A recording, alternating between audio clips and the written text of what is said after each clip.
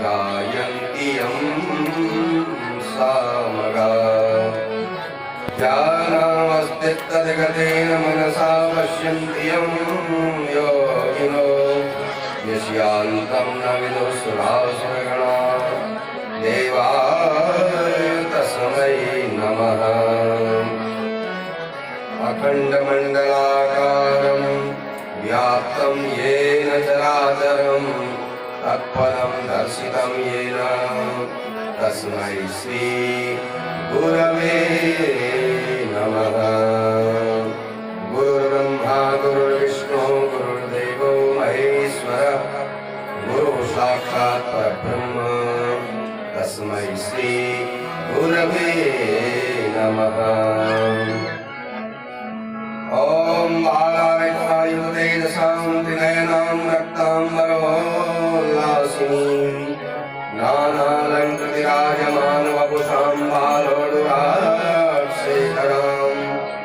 हस्तैरीक्षधनुश्रीं सुमशरं पाशं मुदां बिभ्रतीं श्रीचक्रस्थितसुन्दरीं त्रिजगताम् आधारभूतां स्मे। कर्पूरगौरं करुणावतारं संसारसारं भुजगेन्द्रहारं सदा वसन्तं हृदयारविन्दे भवं भवानी सहितं नमामि।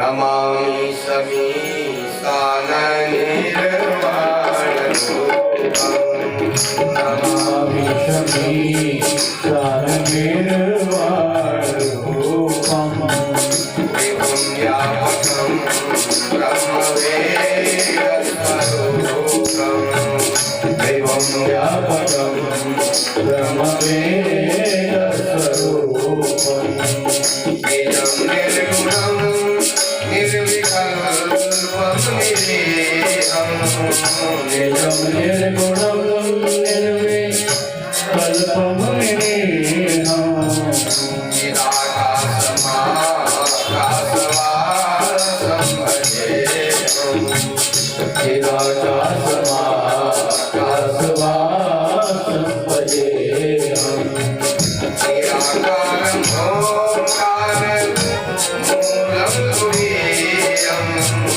निराकारं ओंकारं मूलं तुरीयं मूलं तुरीयं निराज्ञानरोधि अमीशं गिरीशं तमीशं गिरीशं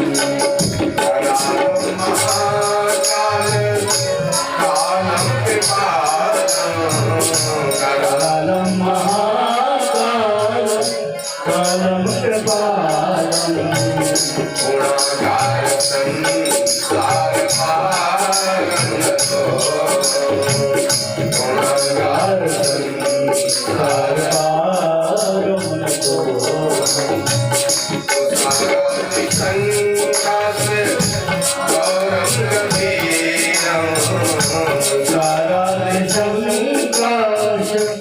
गौरं कबीरं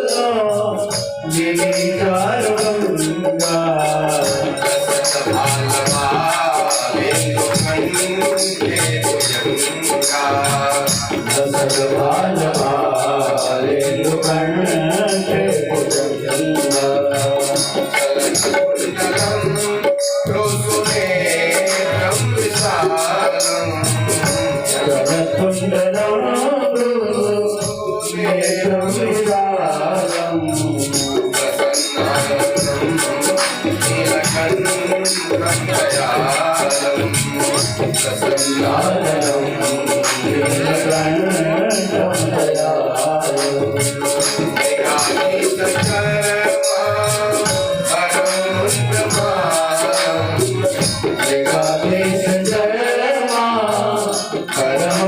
शङ्करमालम् प्रियं शङ्करं सर्वदा भजामि प्रियं शङ्करं सर्वनाथं भजामि प्रचण्डं नृपेशं प्रगल्भं परेशं प्रचण्डं प्रवेष्टं प्रगल्भं परेशम् अखण्डं अजं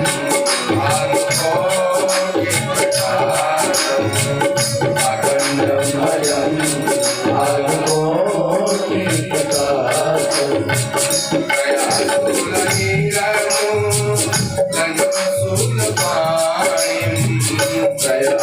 दयाशूलनिर्णयो लनशूलपाणि अजेहं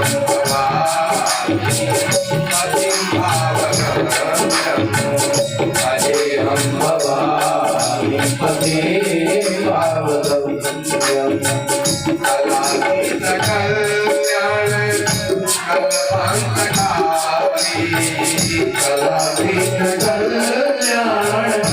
कल्पान्तकारी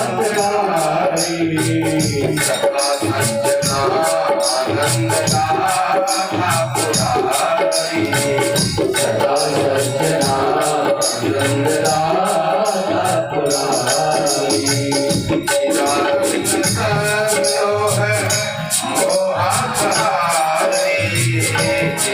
आनंद संदोह मोहापहारी प्रसीद प्रसीद प्रभो प्रसीद प्रसीद प्रभो मनमधारी दयावत कुमारात्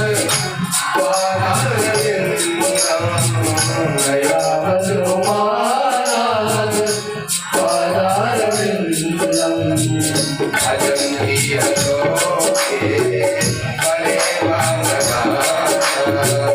भजन्ति हलोके परे वानराः तावत् सुखं संचितं आपनार्थम् यथावत् सुखं शान्ति वृन्दावनाथम् प्रसीद प्रभो सर्वभूताधिवासम् प्रसीद प्रभो सर्वभूताधिवास ज्ञानं योगं जपं नैव पूजा न जानामि योगं जपं नैव पूजा ततोऽहं सदा सर्वदा सम्मुखोऽयं ततोऽहं सदा सर्वदा सम्बुद्धोऽयम्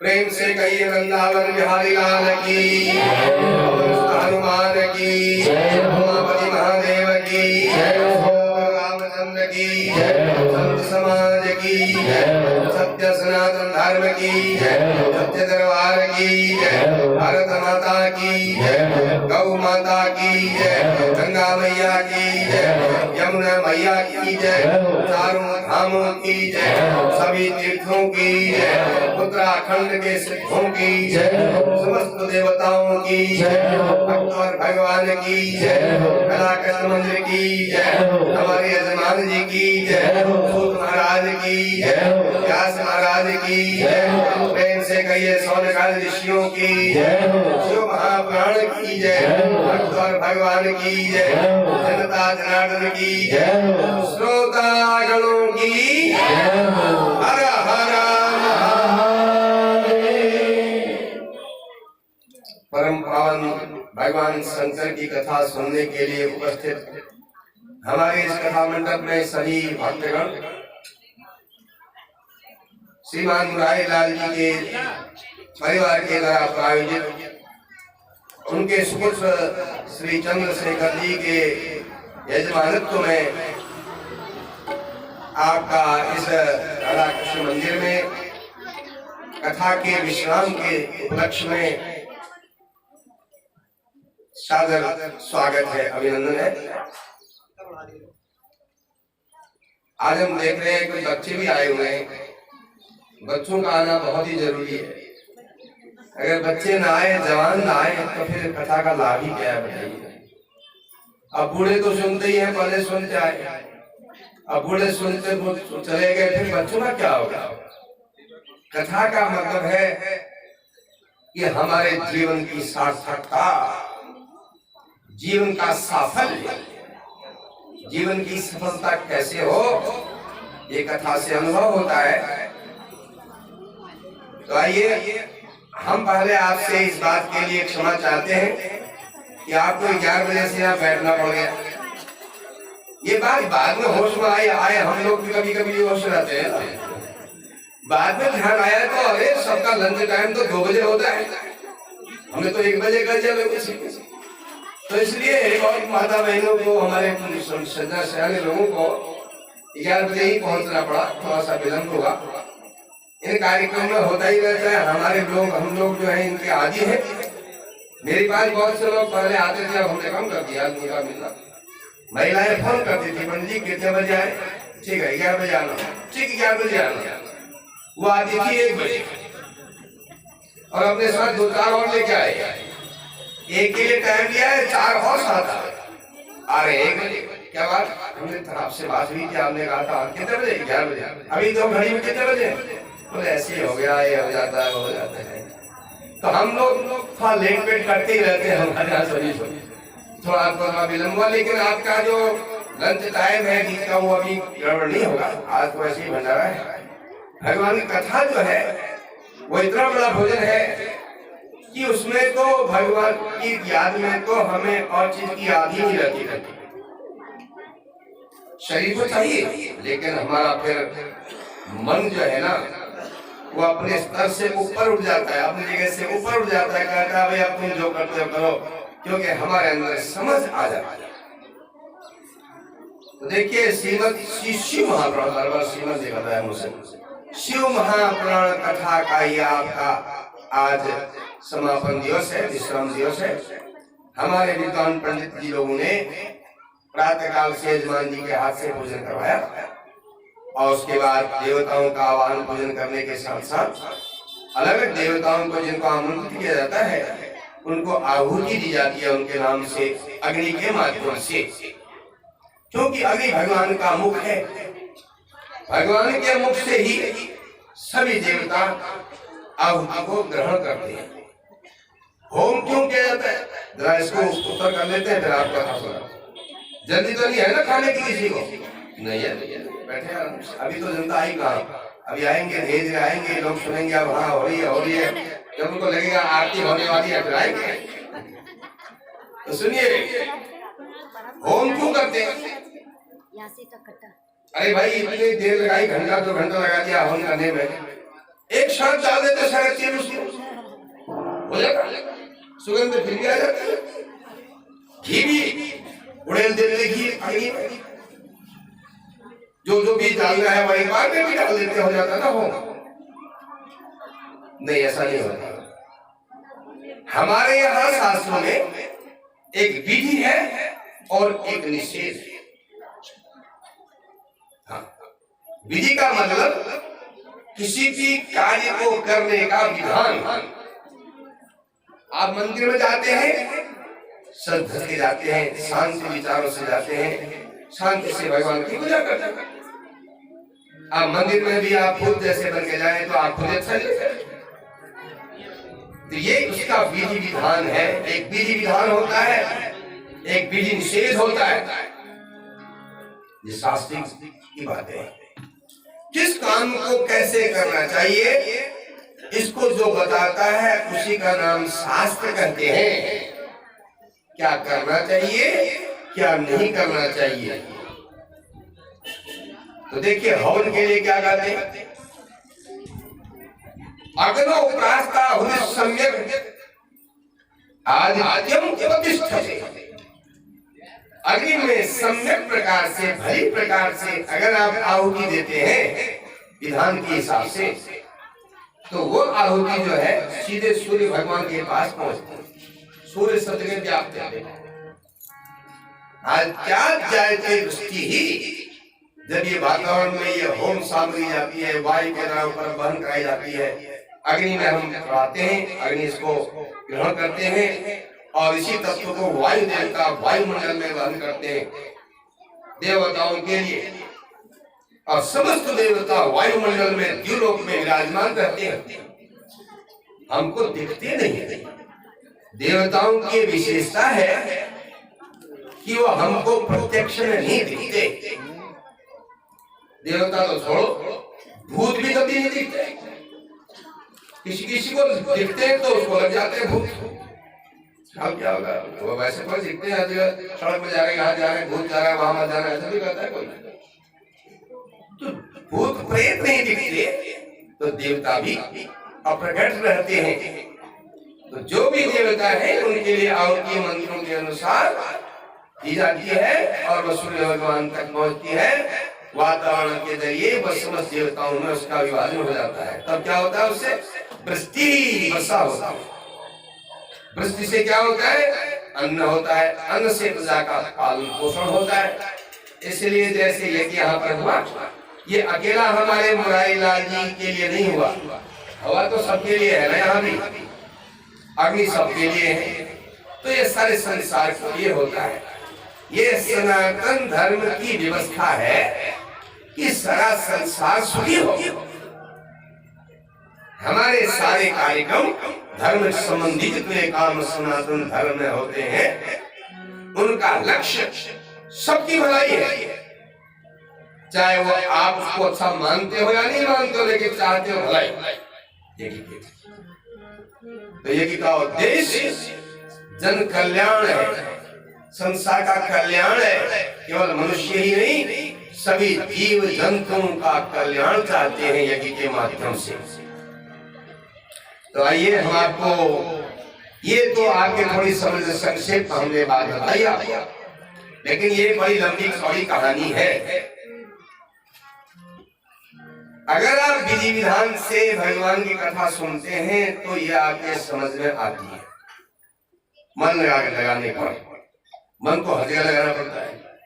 अगर आप किसी भी काम में जो भी काम करोगे उसमें मन नहीं है तो अब काम ढंग से नहीं होता। चाहे आप भोजन ही कर रहे हो, आजकल लोगों को पाचन तंत्र की बड़ी समस्या हो रही है। हो रही नहीं हो रही है? सबका पेट गड़बड़ है। और जो थोड़ा बहुत ठीक चल रही थी पेट की मशीन, वो मोबाइल ने खराब कर दिए। कैसे कर दिए? खाने बैठते हैं, उसके आगे से मोबाइल लगा लेते हैं। अब आपका मन यहाँ भी है और भोजन में भी है, तो न भोजन का पूरा फायदा आपको मिलता और न उस मोबाइल में जो गाना बजाना आया उसका फायदा मिलता। तो विधि विधान से एक काम होता है ना, पहले तो मन को एक काम लगाया जाएगा, 10 में तो लगा नहीं सकते। एक है साधे सब सधे, सब साधे सब जाए। सब चीज लेना चाहते हो एक साथ तो सब बिगड़ेगा। जो तू सींचे मूल को, फूल ही फल ही अघाय। पेड़ में अगर जड़ में पानी डालेंगे तो लाभ मिलेगा। अब आप पत्तियों में दिन भर सींच रहे, क्या कर रहे हो? आज पेड़ की सिंचाई करना, उसमें पानी पत्तियों से थोड़ी होती है कोई लाभ सिंचाई करने से, जड़ में होगा। तो जड़ ये है कि हर एक कार्य में हमारे मन को लगाना जरूरी है। एक काम करते हैं पहले एक में लगाओ तब दूसरा करो।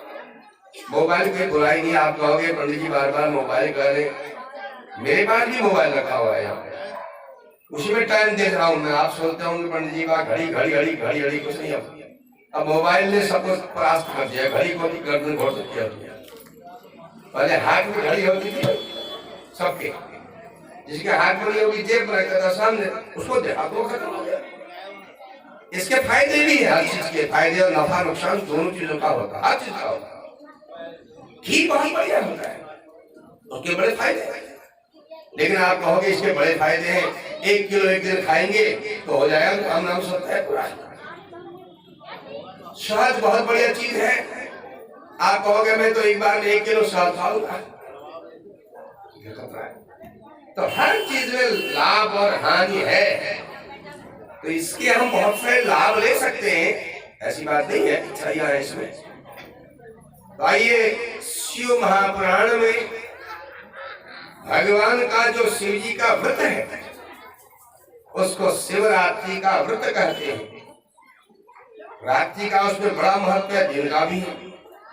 लोग दिन और रात का व्रत करते हैं, उसमें फलाहार करते हैं। व्रत का बड़ा महत्व है। नए जमाने में लोग अपने बच्चों को सिखाते हैं, नहीं व्रत नहीं, अरे तुम्हारे खाने पीने का टाइम है, खाओ पियो मौज करो, हो गया, बेकार हो जाते हैं। व्रत का उद्देश्य क्या है? हमारे यहाँ हमारे भट्टी है ना, अभी उन्होंने बहुत सारी बातें कही हमसे, कथा में कोई जरूरी बातें हैं, तो प्रसंगवश व्रत ही आ गया। व्रत जो है आचरण है। आपके कुंवर का व्रत क्या है? ढंग से लगाओगे, खाना पका देता है कि नहीं, वो उसका व्रत है।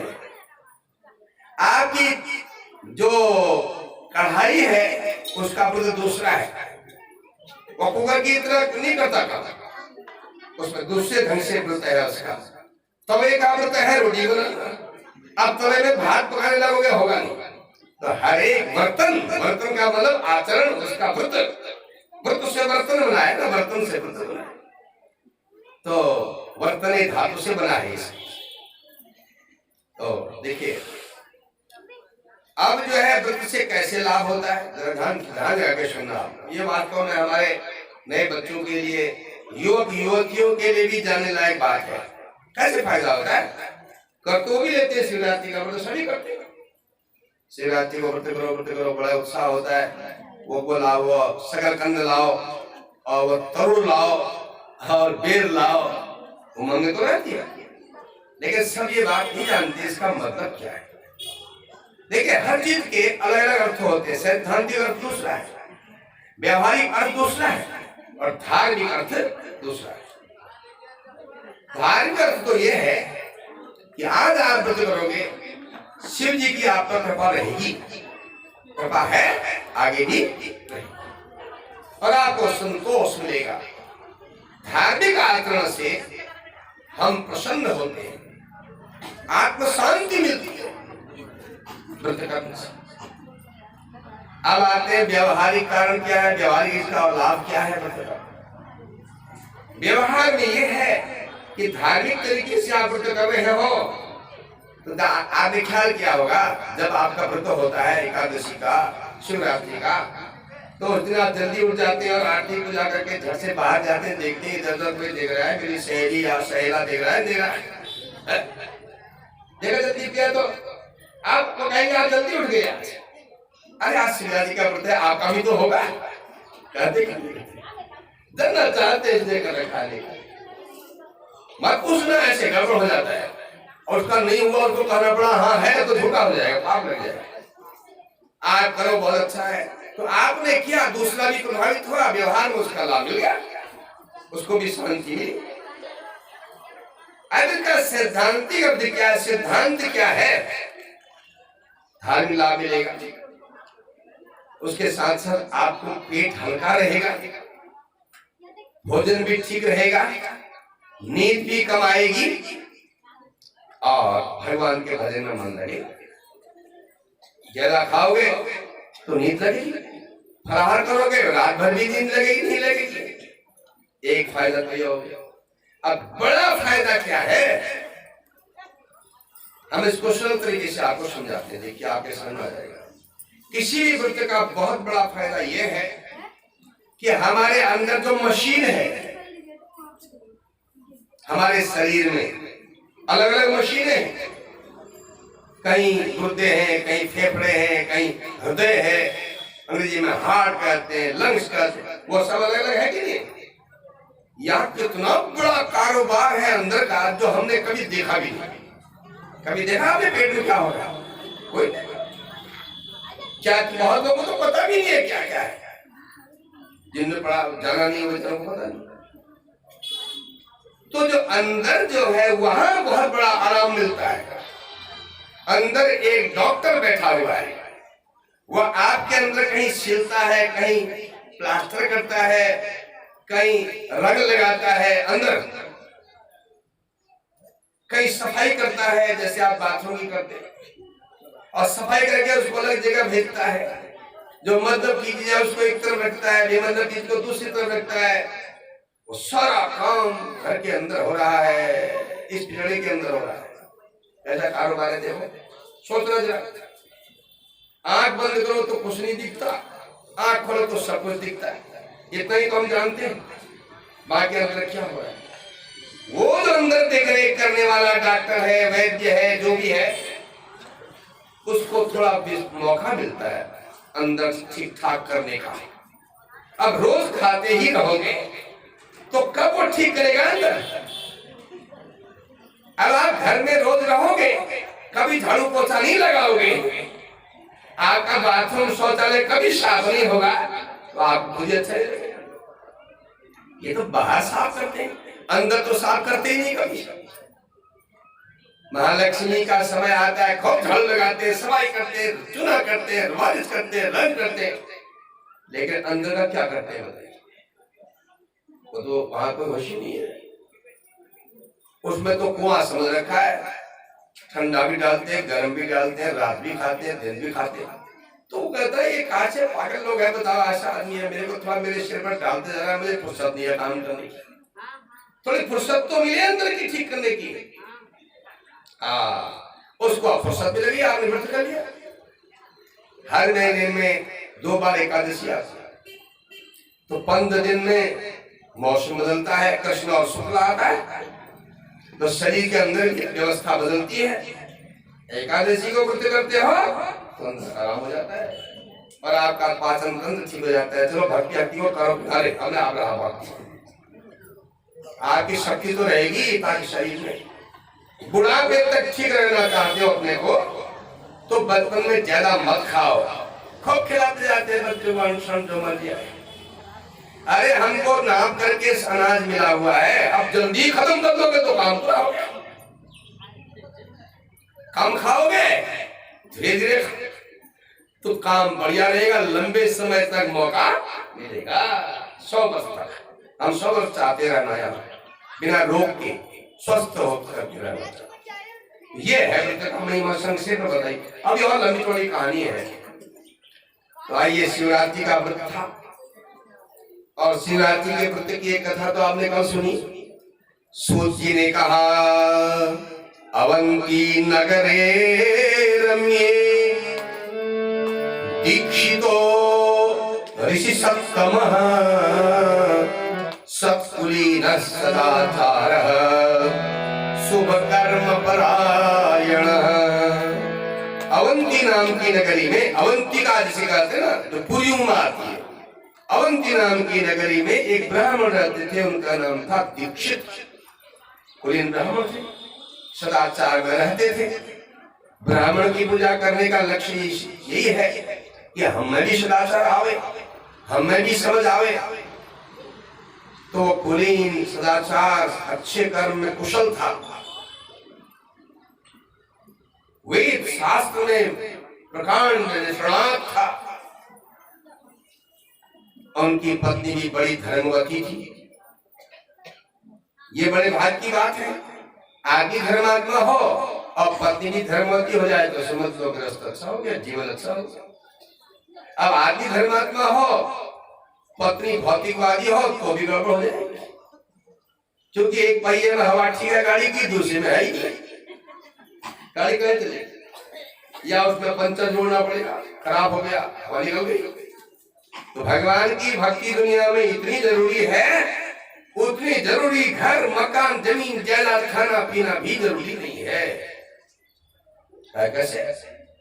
अरे भगवान की भक्ति नहीं करते तो हमारी आध्यात्मिक मौत हो जाती है।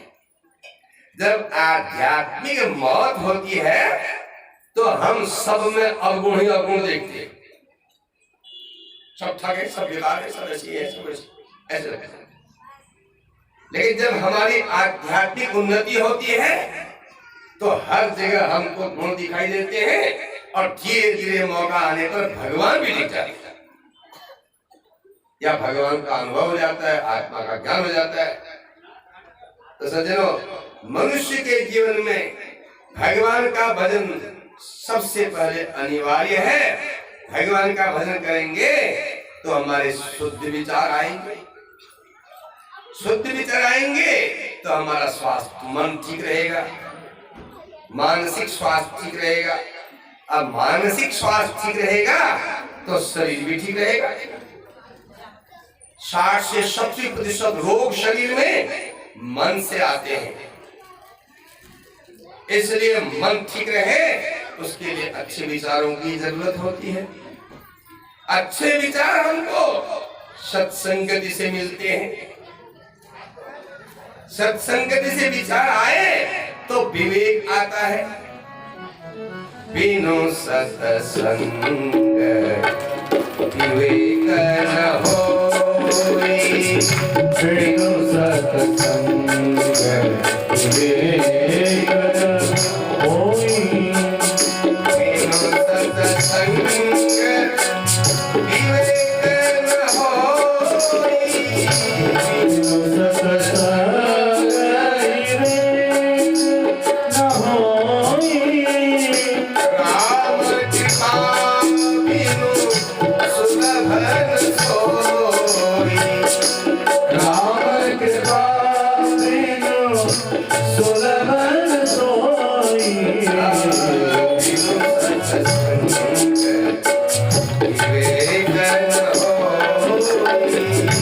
बिनु सत्संग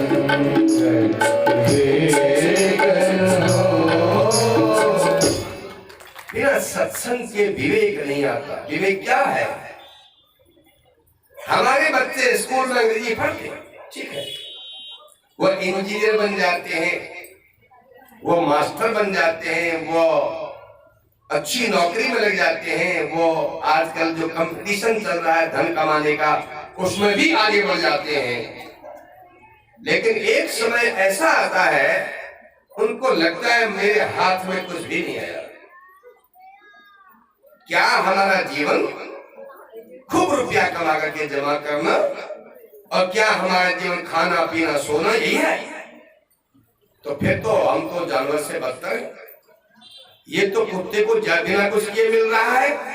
एक जर्मन शेफर्ड कार में घूम रहा है, महंगी कार में, पेट्रोल की कोई चिंता नहीं है, कार का कबाड़ा हो जाए वो भी चिंता नहीं है, एक्सीडेंट होने के बाद भी परवाह नहीं है।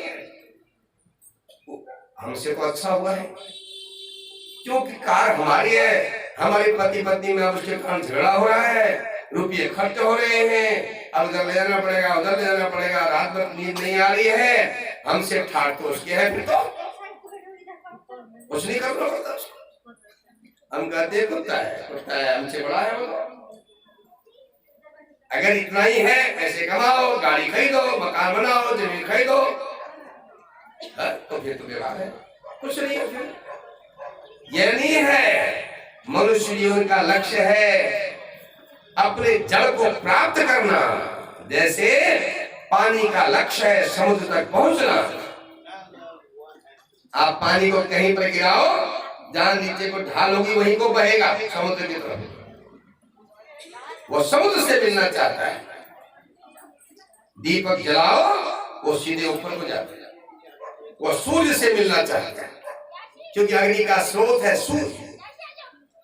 ऐसे ही हमारा स्रोत है परब्रह्म परमेश्वर ईश्वर।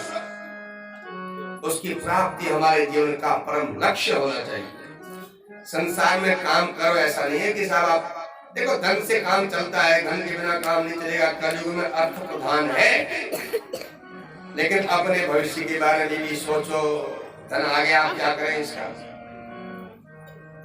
सदुपयोग कैसे हो? अपने बच्चों के लिए छोड़ेंगे ना, यही तो करेंगे। क्योंकि ये खुशी की खुशी समझो कि आपके पीछे बच्चे तो हैं संभालने वाले। ये तो क्या करते, मरते वक्त फिक्र करते क्या होगा क्या होगा। इसीलिए तो शादी करते हैं। शादी करने का मतलब क्या है बताइए? बच्चे होंगे, हम जो कमा रहे हैं उसको संभालेंगे, नहीं तो मरते वक्त हमको उसको फिक्र लगेगी। हम जानवर बनेंगे, सांप बनेंगे, कुत्ते बनेंगे, बिल्ली बनेंगे। उससे बचने के लिए ग्रस्त चाहिए। अब बच्चे भी अगर धर्मात्मा होंगे तो इसका सदुपयोग और होगा, वो अच्छे काम में लगा देंगे। देखिए ये जो थे दीक्षित, इनकी पत्नी भी अच्छी थी, अपने पति की आज्ञा का पालन करती थी। तो सज्जनों, पति की आज्ञा की बात करी तो ये बंदी हो गया। बताइए, ठीक मौके पर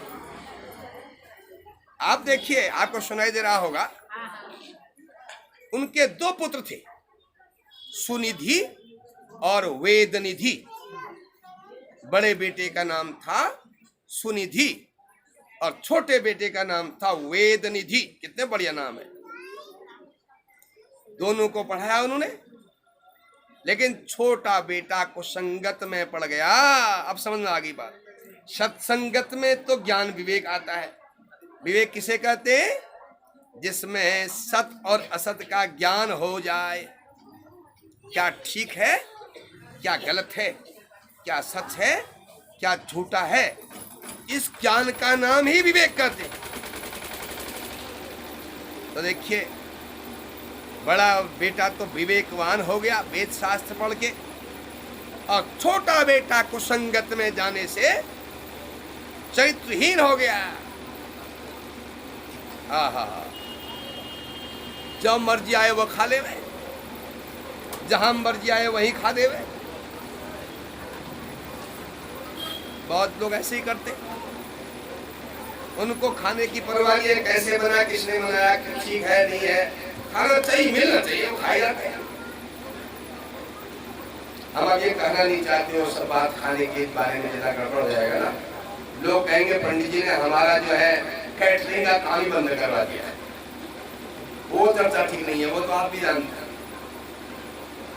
बहुत सारे जो खाना बनाने वाले लोग हैं वो ढंग से बनाते हैं, और बहुत से पार्टी में जो खाना पकाता है उसको दिखाते नहीं, अलग से होते हो। अब गर्मी के दिनों में रात और दिन शादियां हो रही है, बेचारा खाना कहाँ का कैसे कैसे बनाएगा और नहाएगा, बाहर की धोएगा। वो रात भर नींद नहीं आई है, पसीना अलग हो रहा है, आटा गूंदेगा तो पसीना तो पड़ेगा उसमें, ऐसे करेगा ऐसे। ये हमने तो बहुत जगह ऐसा भी देख लिया। अब जब नाक बढ़ गई तो नाक साफ करा, फिर तो अब बताइए, जहां ये भी ऐसा करता था, जहां मिल जाए वहीं खा लेते। आहार शुद्ध होना चाहिए। एक बार की बात है, बचपन में मैं नैनीताल गया था देखने के लिए। हमारे बाबा जी परिचित थे, उत्तरायण गिरी, बड़े विद्वान। उनसे कहीं परिचय हो गया था, उम्र कम की 17 साल 16 साल। तो उन्होंने कहा नैनीताल घूमने आना, चलेगा? गया तो बाबा जी के पास गया, हमने 5 रुपये दिए, कहा ले पंडित जी नाव में घुमाओ। महाराज जी कह रहे हैं तो नाव में अपना बताए, बोलो घूमो, यहाँ आए नहीं घुमा मैं नाव में पैसे उन्होंने कहा रखे हो। तो बाबा जी के पैसे कहा बोलना बड़ा अच्छे पीछे। संत लोगों की संगत का प्रभाव। वहां हमारे चचेरे भाई मिले, बड़े जो उम्र में बहुत बड़े थे उससे। उन्होंने कहा कहाँ जा रहा है? नैनीताल घूमने आया। बोले चल, ये नैनीताल में हमारे बहुत यजमान है, जोली कोट में, जस कोट में, नैनीताल शहर में सालों कुछ ब्राह्मण भी, कुछ और चलते को दिखा के लाता हूँ। जस कोट चलते जोली कोट से गए पहले जने हो गया। अब वो वहां श्राद्ध था। श्राद्ध में उन्होंने मुझसे कहा तुम श्राद्ध कराओगे या मैं कराऊं भाई साहब ने। वहां पर एक बुढ़िया बैठी थी, उनकी माँ, जिनके श्राद्ध था। उन्होंने कहा मेरा भाई भोजन बनाएगा तो कैसा रहेगा। उन्होंने कहा पंडित जी माफ करना, ये पंडित जी आज ही आए, एक दिन क्या करें इनके हाथ का भोजन। देखा महिलाएं घर में पूरे नियम से रहती थी, चाहे आदमी कहीं इधर जाता है गड़बड़ करता है। उन्होंने कहा अगर ये 2 बार 3 बार आए तब तो खाए। अब एक दिन इनके हाथ का क्या खाएंगे, श्राद्ध इनसे करवाओ और भोजन आप बनाओ, क्योंकि आप भोजन दादाजी का बड़ा नाम था। तो उन्होंने कहा ये टीकाराम पंडित जी के पोते हैं। तो बूढ़े बूढ़े लोग पांव छूने आने लगे। अरे टीकाराम पंडित जी के पोते। देखिए पहले लोग कैसे भोजन करते थे, अब भी करते हैं बहुत। भोजन शुद्ध होना चाहिए। सबसे बढ़िया भोजन अपने हाथ का बनाया हुआ होता है।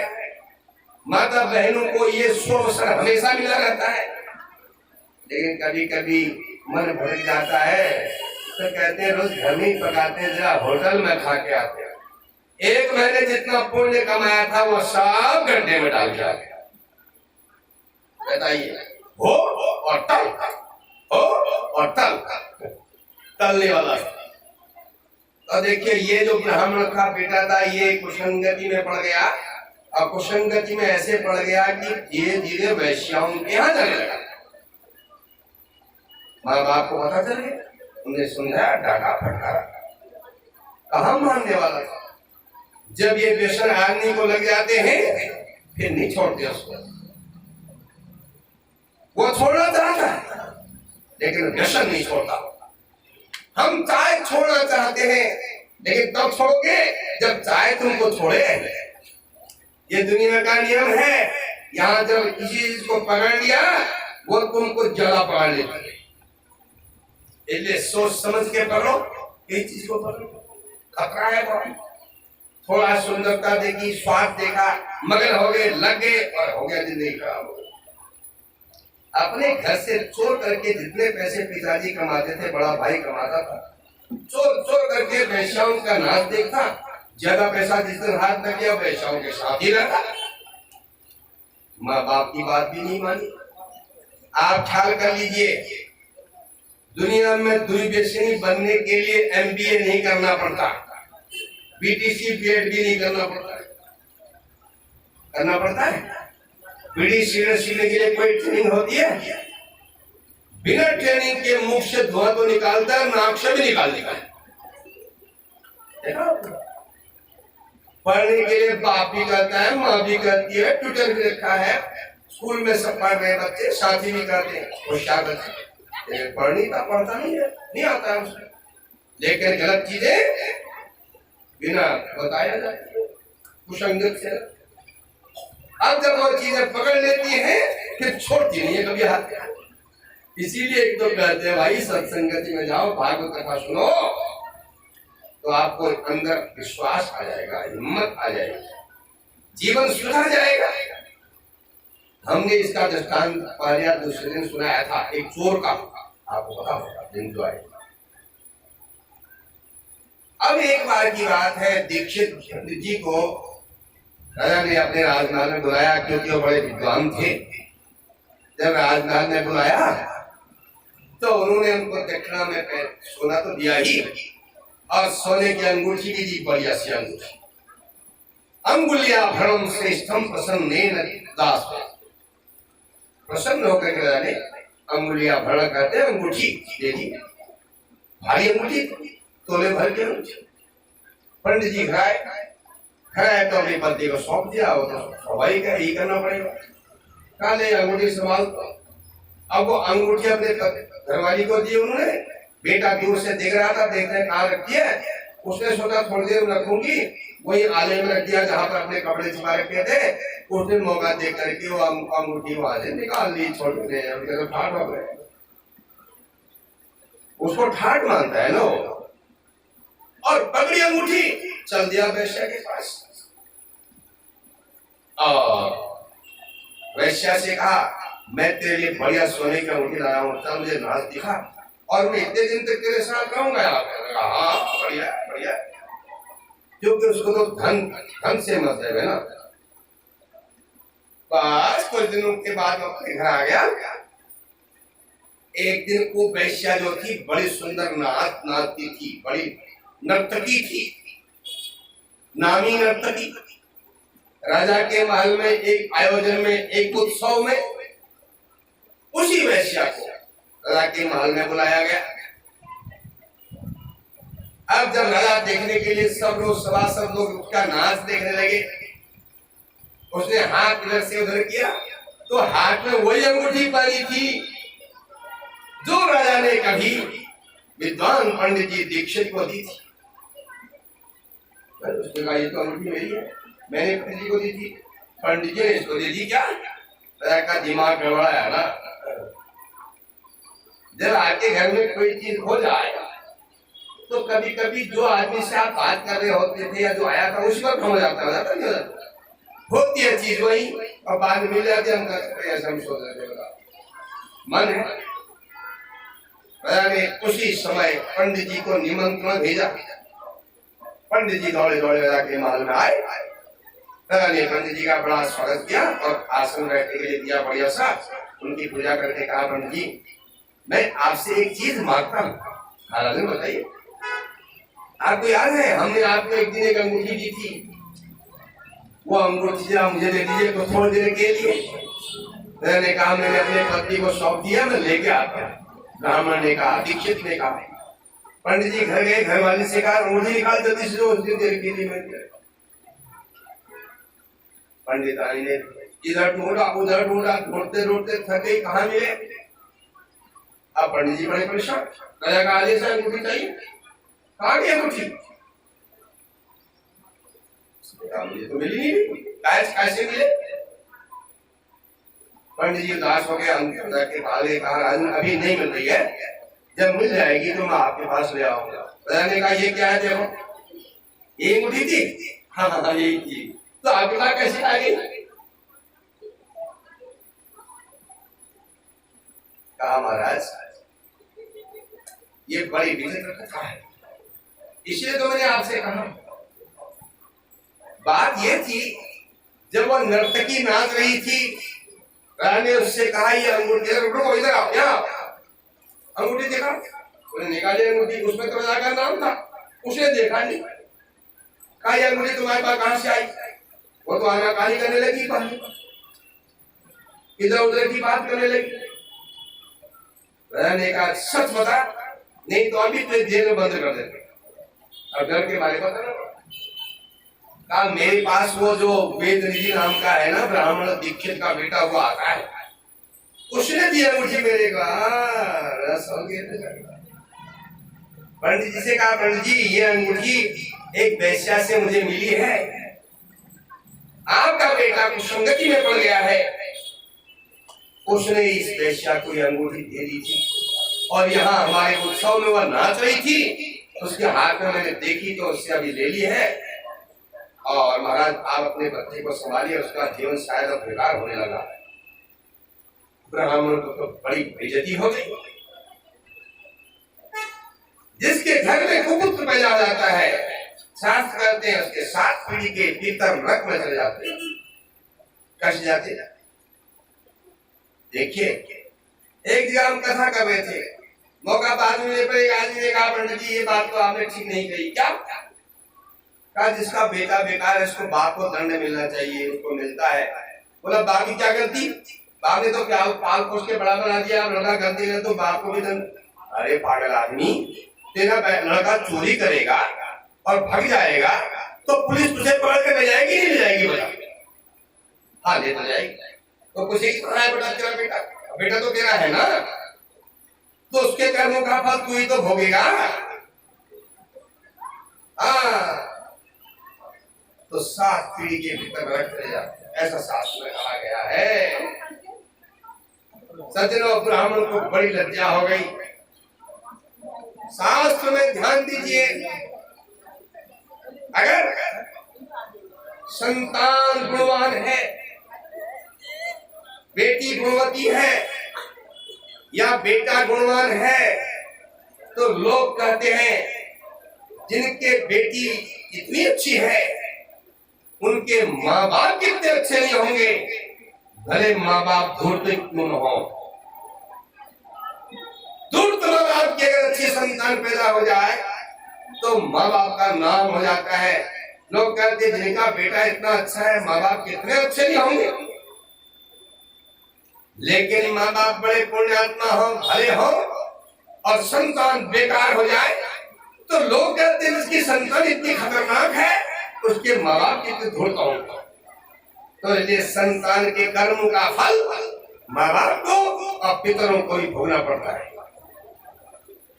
तो शास्त्र कहता है संतान हो और गुणवान संतान हो, वो बहुत संतान से क्या लाभ जो कुल को विश्राम न पहुंचा सके। अरे ऐसे हजारों करोड़ों तारे आकाश में चमकते हैं, क्या वो प्रकाश करते हैं रात में? लेकिन एक ही चंद्रमा जब उदय होता है, एक चंद्रस्तमोहंती न तो तारा ससहा, एक ही चंद्रमा अंधकार को नष्ट कर देता है और हजारों तारे लाखों तारे को सही कर देता है। तो ब्राह्मण बड़े दुखी हुए, घर आए, अपने घरवाली को बताया हमारा लड़का तो ऐसा कर दिया है, राजा के सामने मेरी बेइज्जती हो गई है लड़की की अनमोल से। अपने बड़े बेटे को ही बताया, परिवार के सब लोगों ने धक्का देकर के वेदनी जी को घर से निकाल दिया। कहा कुकर्मी पापी, तूने हमारे वंश का बदनाम कर दिया, निकल गया। माँ बाप भाई ने धक्का देके मार मार के भगाया, चले जाना पड़ा। जब चले गया, अब इधर उधर ऐसे घूम घाम के मार करके खाता था, अपना टाइम भी था, पढ़ा लिखा था, लेकिन अब उसके बाद पैसे तो है नहीं। सबसे पहले वो वैश्यों के पास गया जहां उसने अपना बाप का सारा धन लुटाया था। कहा मैं कुछ दिन तुम्हारे पास रहना चाहता हूँ। उन्होंने कहा देखो भाई वेद निधि, तुम्हारे पास धन है तो धन नहीं है तो हमें तुम्हारी कोई जरूरत नहीं है। स्वार्थ लागी करे सब प्रीति, स्वार्थ लागी करे सब प्रीति, सुनय नर मुनि जन की हरि, सुनय मुनि जन की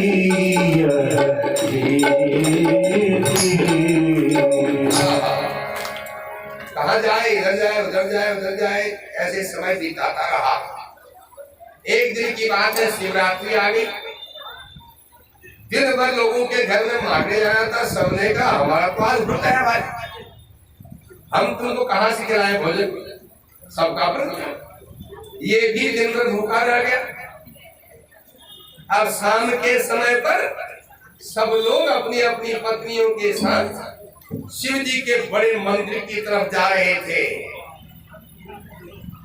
सबके हाथों में हलवा, पूड़ी, बड़े पुए, मालपुए, प्रसाद आदि था। इस बड़ी सुगंध फैल रही थी। बड़ों की सुगंध आती है कि नहीं आती है? बड़ी सुगंध आती है, पूड़ी की सुगंध, हलवे की सुगंध। ये भी उस भीड़ में चल पड़ा। भीड़ जा रही थी। शिव जी के मंदिर में रात्रि के पहले प्रहर की पूजा हुई। ये भी उस भीड़ में बैठ गया। सब लोग अपना पूरी प्रसाद, भेंट आदि, बेलपत्री आदि से भगवान शंकर जी की 4 प्रहर की पूजा में लगे हुए थे। ये दिन भर भूखा था, न जानते न चाहते हुए व्रत हो गया था। अब रात के पहले प्रहर में पूजा में शामिल होने से शिवरात्रि की प्रहर की पूजा भी हो गई। अब वो पूजा तो हो रही थी, अब शिव जी के पूजा में बढ़िया बढ़िया मिष्ठान, पकवान चढ़ रहे थे, फल चढ़ रहे थे। इसका ध्यान भोजन में था, क्योंकि दिन भर भूखा था। पूजा से क्या मतलब? अब कब ये लोग पूजा पूरी करें और कब मैं खाऊं, ये उसका ध्यान। आप ध्यान दीजिए, पहले प्रहर की पूजा हुई, दूसरे प्रहर की पूजा हुई, तीसरे प्रहर की पूजा हुई, रात में करीब 4 बजे से पहले चौथे प्रहर की पूजा भी पूरी हो गई। अब कुछ लोग जिनके घर नजदीक थे वो तो वहीं से चले गए घरों पर, लेकिन बहुत सारी देवियां, स्त्रियां, कुछ पुरुष भी वहीं सो गए मंदिर के आसपास। आप ध्यान दीजिए, जब मंदिर के आसपास सो गए तो अब ये तो सोया नहीं। ये क्यों सोएगा बताइए? खाना पीना खाया नहीं है, भूखा है।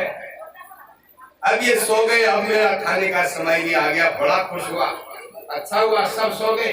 इधर देखा उधर देखा, हाँ हाँ सब सोए, सबके खजाटे चल रहे हैं, क्योंकि सबका दिन में व्रत था, थके हुए, रात में भी व्रत ही है, जगह है। इसने कहा चलो अब खाते हैं। तो यह उठा धीरे से और जहां प्रसाद था उसको उठाया एक हाथ से, लेकिन वो पूरा दिख नहीं रहा था, क्योंकि दिया इधर था, इधर शिवलिंग की छाया पड़ती परछाई, तो प्रसाद पूरा नहीं दिख रहा था। इसके सिर में थी पगड़ी, वाले लोग सब सिर प्राण कहते हैं, पगड़ी बांधते थे सिर में, पगड़ी को उतारा, उसमें से चीर करके एक लंबी सी पत्ती बनाई, मोटी मोटी, और शिव जी का जो दिया जलाता उसी में भिगाया, भिगा करके धो करके मशाल बन गई। और वो शिवलिंग के कभी इधर घुमाया प्रसाद ढूंढने में, कभी उधर, कभी इधर, कभी उधर, कभी इधर। भगवान शंकर तो मन ही मन प्रसन्न हो गए, और लोगों ने तो पत्ती से आरती उतारी। ये तो बड़े बत्ते से आरती उतारता है और सब उजाला कर रहा है रात में। अब प्रसाद दिख गया, प्रसाद को दोनों हाथों से उठाया। आख्या करना, जरा जितने सावधान होते हैं उतनी ही गड़बड़ी होती है। छोटे बच्चे जो कभी गड़बड़ नहीं करते, साफ सुथरे रहते हैं। जिस दिन आपके समझी आएंगे या आपके खास रिश्तेदार आएंगे, वो उनके आगे इकट्ठी कर देंगे। आप सोचोगे हमारा बच्चा, गोद में कोई आदमी आएगा, साफ सुथरा आदमी, बढ़िया सफेद कपड़ों में, कहेगा बच्चा बड़ा अच्छा लगता है, मेरी गोद में तो माँ प्रेम से गोद में देगी, पेशाब कर देगा और दिन नहीं करेगा। तो फिर हमारा चेहरा उतर जाता है। पहले हम कहते हैं बड़ा सुघड़ है, वैसे ही होता है, जरा सावधानी में, ज्यादा ही होशियार बनने। तो समझो जैसे ही उठाया, अब वो जाने का रास्ता ढूंढ रहा बाहर। अब सब सोए रास्ते की तरफ, सावधानी से एक पाँव रखा, किसी को छू न जाए। औरतों को, महिलाएं नाजुक होती है, छू गया तो चिल्लाएगी क्या हो गया। तो होनहार ऐसी हुई, अचानक उसका पाँव दूसरी महिला के पाँव में पड़ गया, छुआ नहीं, पड़ गया हमको। अधेरा था, वो ने चिल्लाई जोर से, अरे चोर चोर चोर चोर। उसने समझा मेरी चैन पट्टी निकाल रहा होगा। ये चैन के लिए चैन पट्टी बांधी जाती है, लेकिन चैन लोगों को नहीं हो रहा है। महिलाएं चैन पट्टी को निकाल के फेंकने में लगी। अब गले में चैन आ गया है, आप देख रहे हो कितना चैन आ रहा है, जहां का लूट रहे हैं। चैन पट्टी जैसे चैन आवे, संसार में चैन से बड़ी कोई चीज नहीं होती। औरत ने चिल्लाई चोर चोर चोर, उसने चिल्लाई तो सब चिल्ला गई चोर चोर चोर। बिना बिचारे, बिना सोचे वो बेचारा वो प्रसाद लेके जा रहा था। जब उसने सुना चोर चोर, वही भगा। उसको तो सोचा कि मेरा प्रसाद छीन लेंगे, भगा। और पहरेदार खड़े थे, धनुष बाण लेकर के वो भी दौड़े उसके पीछे, दौड़े दौड़े दौड़े।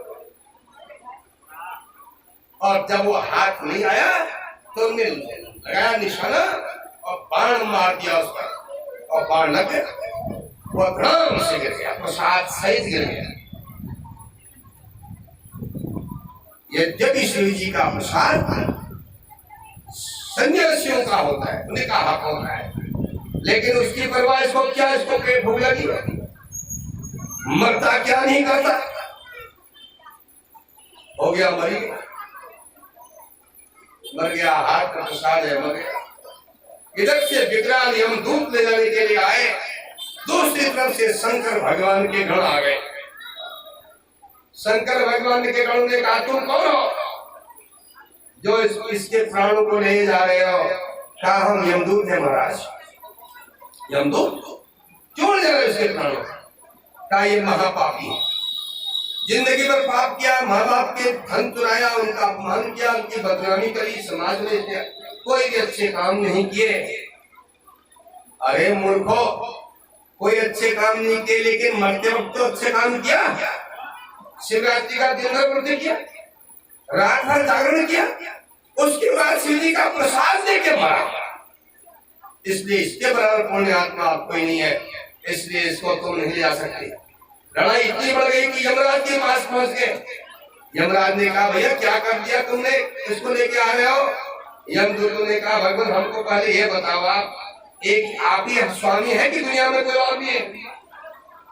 हम तो ये समझते हैं आप ही मालिक है संसार के लोगों के मौत के, लेकिन यहाँ तो ये भस्म लगाए हुए, त्रिशूल लगाए हुए आगे।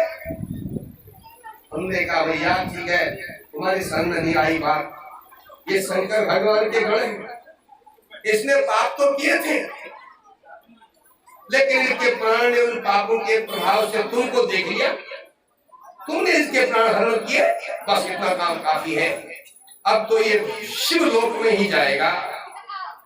तो सज्जनों, उस वेद निधि को शिवलोक प्राप्त हो गया, इसको कहते हैं सायुज्य, मुक्ति मिल गई। सायुज्य सारोग्य, सालोक्य, सायुज्य आदि मुक्तियां होती, वो मुक्ति मिल गई शिवरात्रि के व्रत के प्रति। शिव महापुराण में इसके अलावा बहुत सारी ऐसी कथाएं हैं जो जनता के समझ में कमी आती है, ज्ञान की चर्चा है। हम गृहस्थी लोग जो है ज्ञान को सरलता से नहीं समझ पाते, क्योंकि हम माया में उलझे रहते हैं। हमारे लिए तो भक्ति की कथा बहुत अच्छी है। जैसे गोपियां पढ़ी लिखी बिल्कुल नहीं थी ना, इसके लिए पढ़े लिखे होने की जरूरत नहीं है। भक्ति में आपने पढ़ाई की हो न की हो कोई बात, आपको वेद शास्त्र का ज्ञान हो न हो, कोई भी भक्ति कर सकता है, लेकिन ज्ञान तो सबको नहीं मिलता। तो सज्जनों, गोपियों के पास उद्धव आए थे, उन्होंने कृष्ण भगवान का संदेश उनको बताया था भी भगवान निर्गुण निराकार है, अब तुम उनके बारे में वियोग में मत रहो, वो सब जगह रहते हैं, तुम्हारे अंदर भी है बाहर भी है। गोपियों ने कहा निर्गुण है, आप बताओ उद्धव निर्गुण कौन देश को वास? वो तो कह निर्गुण है, वो पूछ रही है निर्गुण किस देश में रहता है। ये ज्ञान की बातें उनके समझ में बिल्कुल नहीं आ रही। उद्धव बड़े ज्ञानी थे, उद्धव का ज्ञान कुछ चक्कर हो गया, गोपियों के सामने उद्धव का ज्ञान हार गया। गोपियों ने कहा बिना कृष्ण दर्शन के शांति नहीं है, बिना कृष्ण दर्शन के शांति नहीं है, बिना कृष्ण दर्शन के शांति नहीं है, बिना कृष्ण दर्शन के शांति नहीं है। उठो ज्ञान चर्चा सुहाती नहीं है, उठो ज्ञान चर्चा सुहाती नहीं है, बिना कृष्ण दर्शन के शांति नहीं है, बिना कृष्ण दर्शन के शांति नहीं है। क्या तुम सुनाते हो निर्गुण कहानी, क्या तुम सुनाते हो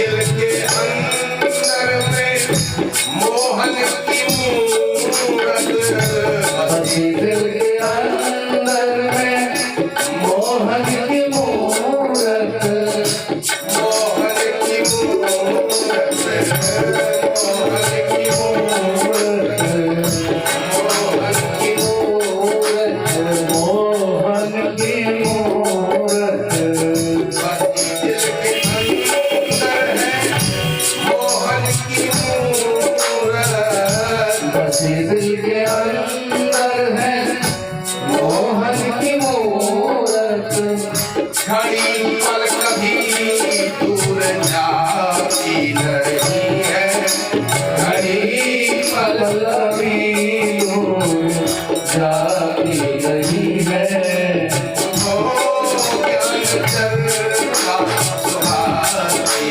नहीं है, उन्हों ज्ञान चर्चा सुहाती नहीं है, कृष्ण दर्शन के शांति नहीं है, कृष्ण दर्शन की शांति नहीं है, शांति नहीं है, शांति नहीं है। देखिए भक्ति मार्ग में भगवान हमारे हृदय में प्रकट हो जाते हैं और ज्ञान मार्ग दूसरा। धीरे धीरे ज्ञान में भी भक्ति की जरूरत होती है। भक्ति, ज्ञान और वैराग्य तीन चीजें हैं ना। ज्ञान और वैराग्य भक्ति के पुत्र हैं। तो आरंभिक जो स्थिति है वो भक्ति की है, उसमें ज्ञान और वैराग्य का पुत्र भी होना ही चाहिए, होता ही है। तो आपने बड़ी शांति से कथा श्रवण की। शिव पुराण में लिखा है कि इसको सुनने से अपुत्रो लभते पुत्रम, जिसके घर में संतान नहीं होती है वो संतान प्राप्त करता है, और धनार्थी लभते धनम, जो धन चाहता है धन भी प्राप्त होता है। रोगी रोगात् मुच्येत बद्धो मुच्येत बंधनात्, जो रोगी है अगर वह श्रद्धा से सुनते हैं तो रोग भी ठीक रहते हैं, और कारागार में जो बंधन में पड़ा हुआ है वो भी कथा श्रवण करने से श्रद्धा पूर्वक मुक्त हो जाता है कारागार से। जो जिस कामनाओं को लेकर भगवान की कथा श्रवण करते हैं उनकी वो सभी मनोकामनाएं पूर्ण होती हैं। आप सभी लोगों ने इतने दिनों में राधा कृष्ण जी के सानिध्य में और श्रीमान मुरारी लाल जी के परिवार के द्वारा जो आयोजन किया गया है उसमें सहयोग किया। भगवान शंकर आपकी भावनाओं के अनुसार जरूर आपको सफलता देंगे। सज्जन वृंद, सुधीजन, माता बहनों, ये शुभ कार्य बड़े पुण्य से होते हैं। एक दिन सत्यनारायण की कथा अगर घर में रखी जाए, अब तो सत्यनारायण कथा कमी हो रही है। लोग कहते हैं शादी के दिन सत्यनारायण पंडित जी पाठ कर दो। पाठ होने वाला क्या बताओ? पाठ तो देवी जी का होता है, रुद्र जी का होता है, सत्यनारायण कोई पाठ थोड़ी होता है। वो कथा सुनी जाती है, उसका समय भी नहीं है। जो 1 घंटे इसके पीछे लगे रहेंगे उससे अच्छा तब तक अपना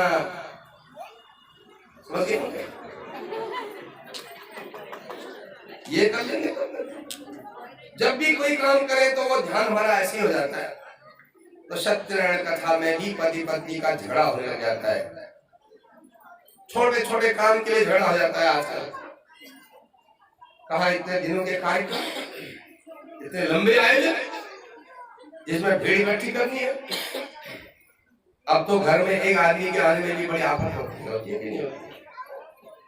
अरे एक दृष्टांत याद आ गया, उसको सुन लो, कथा का विश्राम कर देते हैं। एक सेठ जी के घर में उनके रिश्तेदार आए। अनजाने की समझ लो।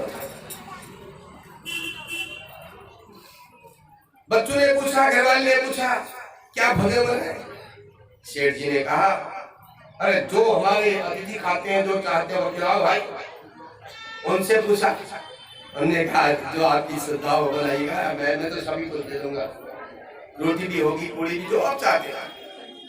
तो उनने बड़े प्रेम से दोपहर का भोजन था, दाल भात सब्जी पूरी बड़े और रोटी भी बनाई, सब बना के उनको भोजन करा। अतिथि बैठे थे, अब आराम कर रहे थे खा पी करके, बड़ा बढ़िया भोजन था।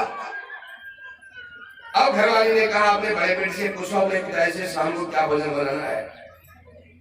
वहीं पर अतिथि जो है आराम कर रहे हैं, वहीं पर सेठ जी भी आराम कर रहे हैं, धूप सेक रहे हैं, जाड़े के दिन है। अभी भोजन क्या है, स्वादिष्ट भोजन क्या है। बड़े बेटे ने कहा पिताजी शाम को क्या भोजन बना है। पागल हो गया, शाम को अभी क्या खाया, अभी तो खाना खा रखा है, मैं राक्षसों को ही शाम को भोजन। से उसने कहा अतिथियों को भोजन बनाएंगे, अरे अरे उनसे पूछो। अब वो बेचारे अतिथि सुन रहे हैं, उनसे इनसे पूछो क्या खाएंगे। अतिथि महाराज ने कहा से पूछा महाराज आप क्या खाओगे। उन्होंने कहा ना अभी खा तो रखा है। उन्होंने सोचा अगर मैं शाम को बताऊं तो मैं राक्षस बनूंगा। अब राक्षस बनने के लिए वो समझी जी क्यों कहे ये बनाओ बनाओ, उनको भी चुप रहना पड़ा। तो आजकल के समय में तो अतिथि को भोजन कराना मुश्किल है। अब तो भोजन कर पहले घर में कोई अतिथि आए तो प्रेम से घर में बनता था सब कुछ। अब अगर आ गया, दिख गया, फोन आ गया तो जाओ जल्दी से लेके आओ। वो टीवी में बंद करके लाते हैं, वो कहते हैं आपने बहुत बढ़िया बना रखा है। हाँ हाँ हाँ अब बनाया है बाजार से, कह रहे हंसुआ से हमने बना रखे। तो सब जगह नाटक है, बड़े कठिन काम है। ये दूसरा ही यज्ञ नहीं है हमारी इस जगह पर। इस मंदिर के इस प्रांगण में ये दूसरी कथा है। पिछले वर्ष श्रीमद् भागवत हुआ था, अभी शिव पुराण हुआ। उससे पहले यजमान जी ने, हमारे मुरारलाल जी के परिवार ने, उन्होंने स्वयं 4 बार कथा की है जब मंदिर पीछे था। उनको स्वाद लगाया कथाओं का, अपना स्वाद। जनता उसका आनंद ले रही है, वो कार्यक्रम कर रहे हैं। और भगवान कृपा से आप देखते हैं फिर कार्यक्रम होने वाले। आपको हमने बताया था, जो कल नहीं आए थे सुन लीजिए। टीके के दिन से सद्भावना बिहार की कॉलोनी है, सद्भावना कॉलोनी में भी श्रीमद् देवी भागवत कथा होगी 9 दिन की। आप उसमें भी सादर आमंत्रित हैं। अब लोगों को बताना शुरू करते हैं, अभी से पता चलेगा तो अच्छा रहेगा। भगवान की कृपा होगी और बढ़िया मौसम होगा। होली के तुरंत, होली में थकान लगी रहती है ना, फिर बैठने का मौका भी नहीं मिलेगा, थकान दूर हो जाएगी। ये कथा तो आपने बड़े प्रेम से इन दिनों में कथा श्रवण किया। भगवान आपकी सबकी मनोकामना पूर्ण करें, बच्चे पढ़ने में होशियार बने, बूढ़े खुश रहें, जवान लोग खूब काम करें, उन्नति करें। इसी इच्छा के साथ हम कथा का विश्राम करेंगे। पहले हमारे यजमान जी पुस्तक पूजा व्यास पूजा करेंगे, उसके बाद आरती होगी। आरती बाहर चलेगी। आप जो लोग यहाँ से आरती पुस्तक पूजा करना चाहेंगे, व्यास पूजा करना चाहेंगे, और बारी बारी आएंगे। हड़बड़ मत करिएगा, कल से थोड़ी जनता कमी लग रही है, अभी थोड़ी देर में बढ़ेगी, तो आप चिंता करने की कोई बात नहीं है। एक पंक्ति कीर्तन कर ले जरा, एक पंक्ति कीर्तन कर ले। शिव शंकर भोले भाले तुमको लाखों प्रणाम। शिव शंकर भोले भाले तुमको लाखों प्रणाम। तुमको मेरा प्रणाम, तुमको मेरा प्रणाम। तुमको लाखों प्रणाम, तुमको लाखों प्रणाम। कैलाश बसाने वाले तुमको लाखों प्रणाम।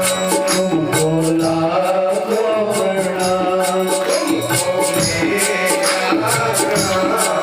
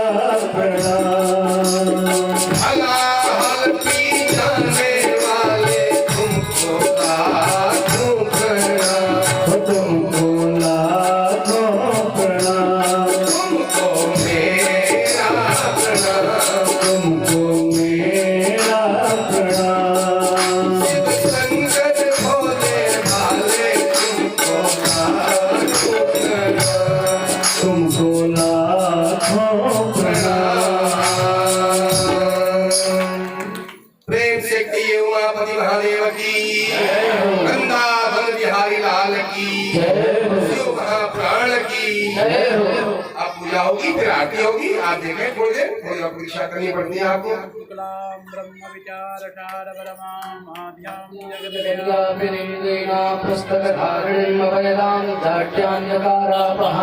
हस्ते स्फाटिकमालिकां ददति पद्मासने संस्थितां वन्दे तां परमेश्वरीं भगवतीं बुद्धिप्रदां शारदां वाङ्मयीं मूर्त्यै नमः।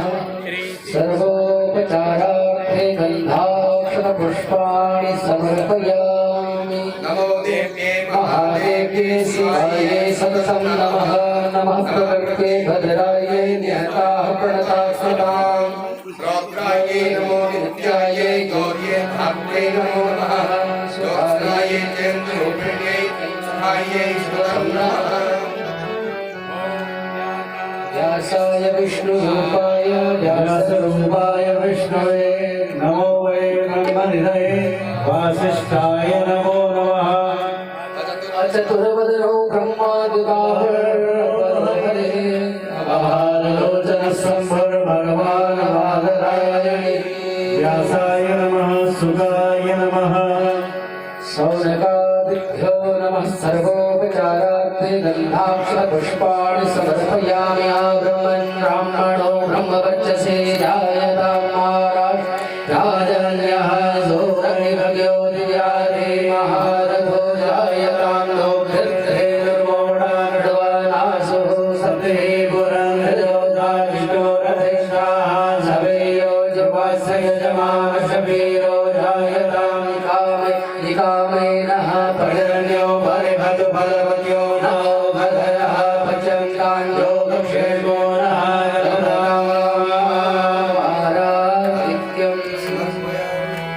हमारे यजमान जो है श्री मुरारी लाल जी, उनको भगवान दीर्घायु प्राप्त करें दें और वो उनका परिवार, उनके पुत्र इसी प्रकार से शुभ कार्य और करते रहें।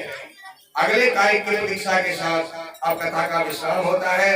सर्वे भवन्तु सुखिनः, सर्वे सन्तु निरामयाः, सर्वे भद्राणि पश्यन्तु, मा कश्चित् दुःखभाग् भवेत्। ओम पूर्णमदः पूर्णमिदं पूर्णात् पूर्णमुदच्यते पूर्णस्य पूर्णमादाय पूर्णमेवावशिष्यते। ओम शांति शांति शांतिः। ओम जय शिव ओंकार भवते हर शिव ब्रह्मा विष्णु सदाशिव भोलेनाथ महाशिव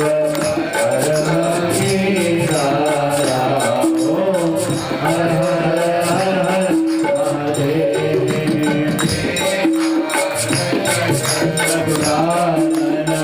पंचानन राजे बोले पंचानन राजे करण करुणासन हंसासन करुणासन वृषभाहन हरे ओम हर हर हर महादेव।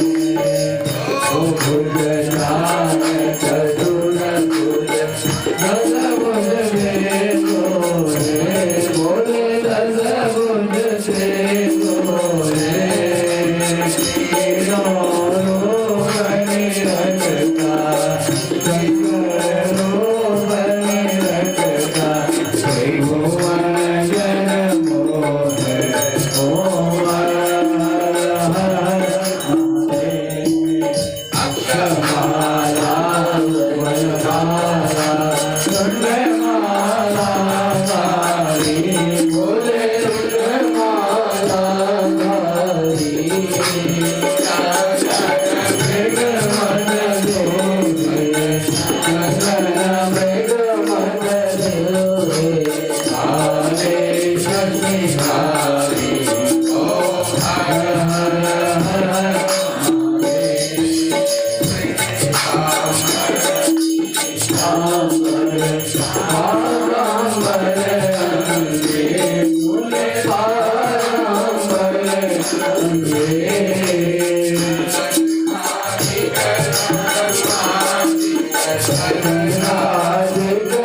ब्रह्मादिक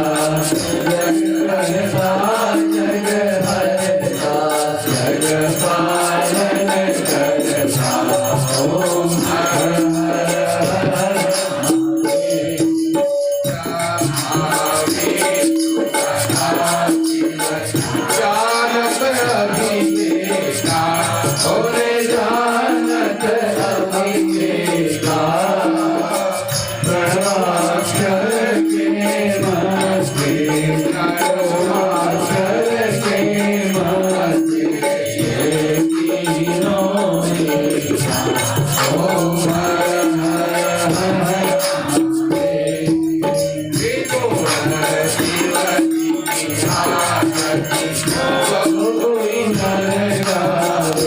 बोले प्रेम सहित गावे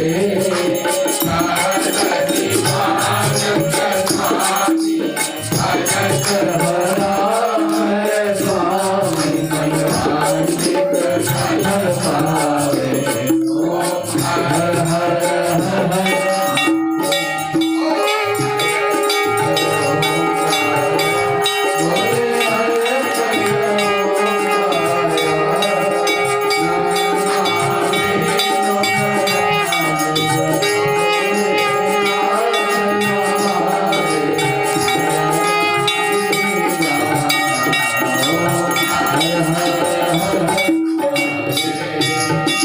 बोले उमापति महादेव की।